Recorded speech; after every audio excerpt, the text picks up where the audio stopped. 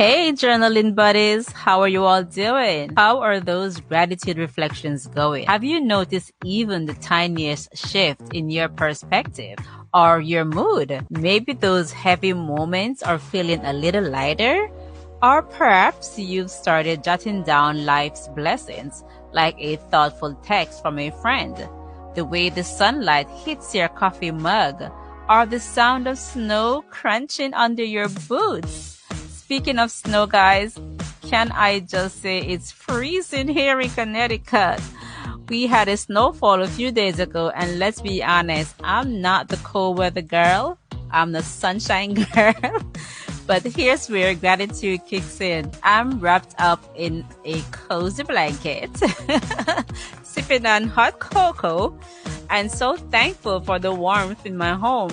And while I am snug inside, my amazing husband is out braving the cold to provide for us. Gratitude isn't about the grand gestures. It's about savoring the little everyday blessings we often overlook. Today, we're digging into why gratitude matters, not just as a feeling good habit, but as a powerful, life-changing choice. It's the key to living well, peaceful, and in resilience, even when life throws curveballs at us. So what I want you to do for me is grab your journal, a warm drink, or a cold drink if you're in the warmth, and let's explore how gratitude can transform not only your heart, but your legacy. I can't wait to share this journey with you. And for my friends out there, soon to be my journaling buddies, who have never journaled in their life, just like me a few years ago, I want this podcast to transform your heart. Listen, we all have room for growth. And I prophesy over your life today that you will order my journal and you will start practicing gratitude along with me and have that experience, that change. So let's dive right in. Welcome to Journaling with Judith, the podcast where gratitude transforms lives. I'm Judith, a wife, mom, John Maxwell leadership coach, and a daughter of the King. What if gratitude could shift your perspective on life? What if everything God has for you is in your gratitude posture? Together, we will explore how choosing gratitude can draw you closer into the will of God and manifest your divine birthright. Grab your journal, open your heart, and let's get started. Hey, journaling buddies, welcome back to another episode of Journaling with Judith. I'm glad that you're here with me today. I want to thank you, especially if this is your first time on this podcast. Welcome. This is your host, Judith, for those of you who do not know me. And I would also like to take this opportunity to thank my journaling buddies who have stopped in the Facebook group to leave a message, and for those of you also who have left words of encouragement on the platform. First, I'd like to thank Natalie Messersmith from the Facebook group. Natalie, I hope I didn't just butcher your name. Thank you so much for your kind words and engagement. Natalie wrote in the group, "Thanks, Judith, for encouraging all of us to stay the course of gratitude." Again, Natalie, I thank you very much. Next was Jay, who left a review on the podcast platform saying, "Great job. Can't wait to start this journey." Jay, thank you as well. Can't wait to hear your journey into gratitude and all that God will be doing for you. And go ahead and jump on over into the Facebook group as well. I also want to thank Kayla Trapp, who said, "I am so excited for this podcast. I can't wait to see what God is going to do in my life by operating from the spirit of gratitude daily." Kayla, I love your excitement, and I am very excited for you as well and for what God will be doing in your life, the amazing things He's going to do. Finally, Rich wrote, "Thank you for starting this. I recently started to practice being more grateful each day.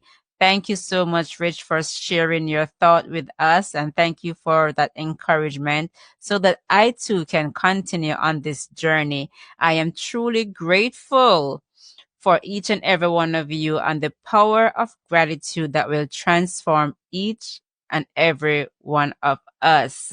So today, when I look back on some of the most painful moments we've been through as a family, there's one thing that kept me grounded. Yes, gratitude. And not the kind of gratitude that comes easy, like when life is good and everything is going your way. I'm talking about gratitude in the middle of chaos, the middle of your storm, when everything feels like it's falling apart. There was a season when my family and I were in and out of the hospital, as I shared before. Every time a doctor came into the room, it seems like they had another diagnosis, another complication, another reason to feel like hope was slipping away. My heart was heavy. My mind was exhausted. And honestly, my faith was being tested. But somewhere in the middle of all the pain, I made a conscious choice to choose to see every diagnosis, every report, every setback through the lens of God's promise. I heard what the doctors were saying, but in the back of my mind,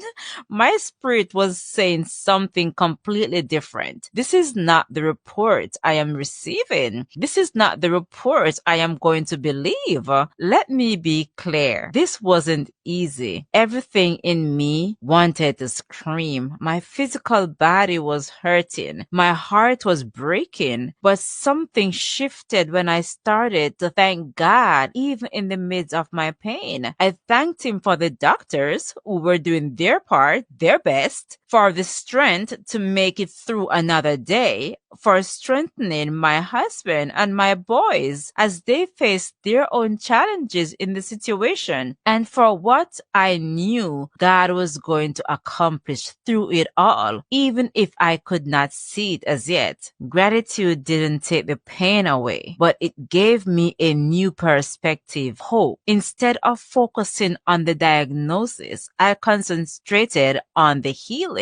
Instead of getting stuck in fear, I anchored myself in faith. Instead of allowing despair to win, I chose hope and avoided negative conversations at all costs. Gratitude provided me with the calmness to face every report with confidence, knowing that God was in control. There's a scripture that resonated with me, and I wanted to read that for us today. It's Deuteronomy 30 verse 19. Today I have given you the choice between life and death, blessings and curses. Now I call on heaven and earth to witness the choice you make. Call that you would choose life so that you and your descendants might live. Let me explain this scenario for us. Moses is giving the Israelites his final pep talk. After 40 long years in the wilderness, and I mean 40 long years. Imagine you went on a road trip, all your snacks has run out, no food, and you're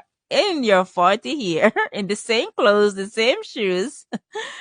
But they are here and they're finally about to enter the promised land. But Moses reminded them that this isn't just a casual stroll into a better zip code. It's a covenant, a choice. And Moses isn't mincing his words. He calls on the heaven and earth as a witness. Why? Because this choice is monumental. It's not just about the Israelites. It's about their descendants. It's about you and I, their legacy, our legacy, and their relationship with God. Moses pleads with them, choose life, choose blessing, thrive in obedience and faithfulness to God. Here's where it hits home for me. Gratitude is a choice. When we choose life, obedience and gratitude. We bear witness to the angels in heaven and humanity on earth. In the heavens, the angels rejoice at God's goodness reflected in his blessings, miracles, and the transformed lives of his children on earth. Our lives become a testimony of God's faithfulness, a living example of his power to heal, to restore, and deliver through gratitude. I can testify that my son has been recovered. My son is healed. My God, this is why our choice matters deeply. When we make the right choice, the heavens sees the fruit of God's work, and the earth sees the evidence of his love through us. These miracles, these breakthroughs and healing we experience in our lives aren't just for us. They're a declaration for God's glory to the watching world. Now you may ask me again, Judith, why gratitude matters. Gratitude is choosing life. Think about it. When we choose gratitude, we are rejecting negativity, despair, and bitterness. When we choose gratitude, we open our hearts to joy, peace, and contentment. And we choose gratitude over and over again because we acknowledge that God is in control, even when things don't make sense.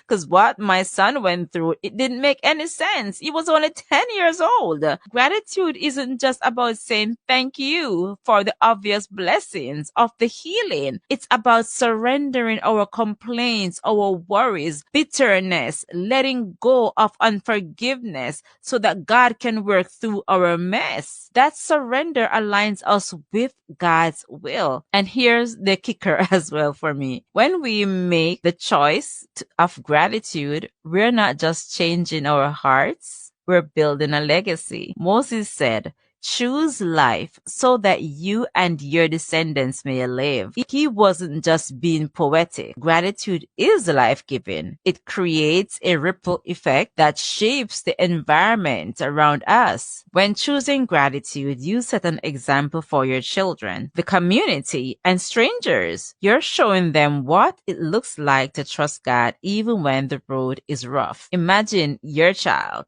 or a child growing up in a home where gratitude is practiced daily, not just for the big wins, but also for small blessings. That child learns to see God's faithfulness in every corner of his or her life. That's the legacy gratitude creates. I'll be real with you, my journaling buddies. Listen, choosing gratitude isn't always easy. Sometimes it feels downright impossible. I'm sure some of you can attest to this, but it's in those moments when we're tired and frustrated that gratitude becomes the most powerful. Even when I don't understand it, I will praise you. Even when breakthrough hasn't come, I will trust you. Even when life feels unfair, I will thank you for walking with me. This kind of surrender is what makes room for God's blessing, overflow, for miracles, for healing. Gratitude isn't just a fleeting emotion, it's a lifestyle. And when you live it,